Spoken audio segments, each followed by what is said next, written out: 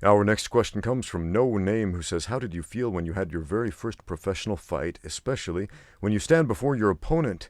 What kind of guy was your opponent? I can't imagine what would go through my mind, but I'm not a fighter. Watching combat sports is enough for me. All right, Mr. No Name. That's several questions. Let's address them one by one. How did I feel when I had my very first professional fight? My first pro fight was a kickboxing match back in the early 2000s. It was a pro kickboxing match. I remember it was in a small boxing ring in the middle of this nightclub in Salt Lake City, Utah. No, Sandy, Utah, just south of Salt Lake City. It's a suburb of Salt Lake, basically, the greater Salt Lake area. Anyway, I just graduated from university there, and I needed some extra money. And there was a kickboxing show, a show that did kickboxing fights and MMA fights. And I was like, I don't know anything about MMA, grappling's icky, whatever. But I can kickbox. I have experience in taekwondo and karate and so on. And so kickboxing's basically the same thing. So I signed up to fight. And so I met my opponent for the first time in the ring. We had day of weigh-ins, so we didn't really have the stare down that you see in the UFC. It was just we stepped on the scale, okay, we make weight. Did that separately, didn't really see each other until we got in the ring. And he was shorter than me, but he was stocky, heavy set, not fat, just bigger, more muscular. And I was the tall, skinny dude. It was a welterweight match. Set at 170 pounds. I think he weighed somewhere around 170. And I stepped in there at like 162, something like that. I could have easily cut down to lightweight, but I didn't know anything about weight cutting. Besides, we had day of weigh-ins anyway, so I got in there. I'm this tall, lanky guy. And I remember thinking, man, I sure hope my shorts don't fall down, because I remember they were kind of loose, and I had the drawstring tied very tightly. And what was going on in my mind mostly was, there are TV cameras, there's a crowd here. I hope I don't do anything stupid and embarrassing. I hope my shorts don't fall down. I hope I don't look dumb.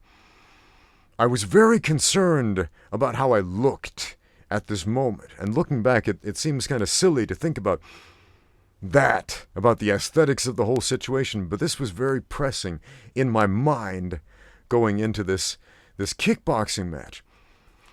When I walked out to the ring, there were some people like shepherding me out toward the ring, and I had never been in a boxing ring at this point in my life.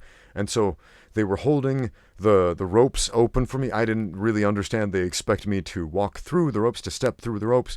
And so I kind of climbed under the ropes and rolled under them, and they were like, okay, whatever. So I stand up. I go to the middle. The referee's very serious, and he's pointing out all these rules and using some jargon I'd never heard before. And are you ready? Are you ready? Fight. I go out there and try to kick him in the head. Try to do all my basic taekwondo kicks, set up some nice head kicks. There was a head kick knockout that I had scored a number of times in taekwondo competition with my lead left round kick, and I thought, I'll totally do this, and I landed it, and it didn't knock him out, and he just jumped on me and pounced on me, just threw flurries of strikes, and I was like, he's punching me in the head. This never happens in taekwondo or in karate competition. What's happening? And it was very demoralizing, and I got punched like 100 times in that fight in those 3 rounds, and I remember one point he's pressing me up against the ropes, and he's throwing body shots, and one lands to my liver, and it's the worst feeling in the world. It was the first liver shot I ever took, and I remember feeling like my body was collapsing, but I didn't, because he was pinning me up against the ropes with his weight, and then I got saved by the bell. I had my ear torn off. He threw a hook at my head, and the webbing between the thumb and the mid of the glove caught my ear and ripped like half of it off. It's dangling, flapping about, blood spurting out all over. The ring doctor comes over between rounds and says, your ear is dangling by a thread. If you take another punch, it could come off. Do you want to continue? Yeah, of course I want to continue, because I was a dumb kid in my early 20s, and I was like, yeah, we gotta do this. Yeah, I don't want to look like a noob in front of everybody. I gotta look like a tough guy. So again, I was very concerned about the image. And I remember there was an opening I recognized from Taekwondo competition, like I could do a flying sidekick right here. And it was a technique I was very good at, hitting people in the torso specifically with the flying sidekick with enough power to knock them down.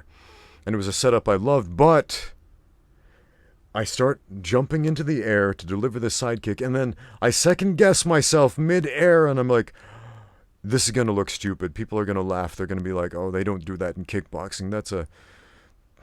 That's from the movies. You're trying to be Bruce Lee. And I, like, as I'm having these thought processes, I pull the kick and I land right in front of him. And he just stares at me like, what the heck just happened? You just leaped like 4 feet in the air and just landed in front of me. And you're not doing anything. Okay, boom. And he hits me again. And 3 rounds pass. I land a couple of shots. He lands a lot of shots. And he wins the decision. Funny thing, when they announced the decision, they announced me as the winner. Lift up my hand. I'm like, what? I don't feel like I won the fight. And then the judges, or the announcer announced, oh, wait, we announced that wrong. It's the other guy. And they raise his hand. And then I was like, that makes more sense. But it doesn't make me feel better. And then I didn't have a car at this time in my life. Like I said, I was fighting for scraps of cash to pay basic bills and buy basic food and do basic things to get by in the world. And I didn't have a ride home. And so I go to a payphone and use like one of my last quarters to call my older brother and say, hey, can I get a ride home? Actually, I need a ride to the emergency room. And my brother shows up and he's like, the heck just happened here? So he drives me to the emergency room, and my entire paycheck goes to the copay to get my ear stitched back on.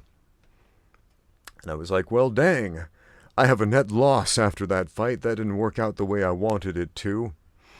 And I'm sitting there in the emergency room having had my ear stitched back on, and the doctor's like, this might sting a little. And I was like, I don't care anymore. I don't care. It can't possibly sting any worse than getting punched in the head 100 times in a row.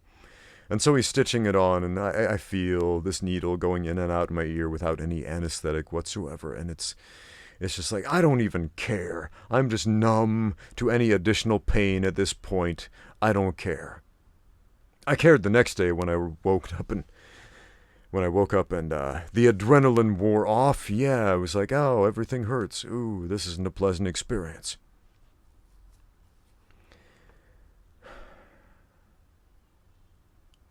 What type of person was my opponent? Well, I didn't know him personally. I think his name was Chris. What was his last name? Chris something or other. Anyway, I did run into him at a Gold's Gym a few months later. I was working out at a Gold's Gym lifting some weights, and I ran into him, and he was like, hey, guy. I was like, hey, guy. Yeah. We punched and kicked each other that one time. That was a thing that happened. Okay, fist bump. Carry on. And it was an interesting experience because I look at this guy who had delivered a fairly brutal beating and we're on friendly terms. And this is basically the first time in my life where this has happened, because you know, all these strikes in this fight brought back some PTSD from when I was a kid, when I was brutally beaten by bullies at school, and we were not on friendly terms afterward. And I was like, whoa, this can happen.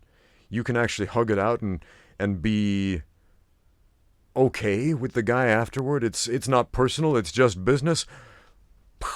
Mind blowing. How interesting.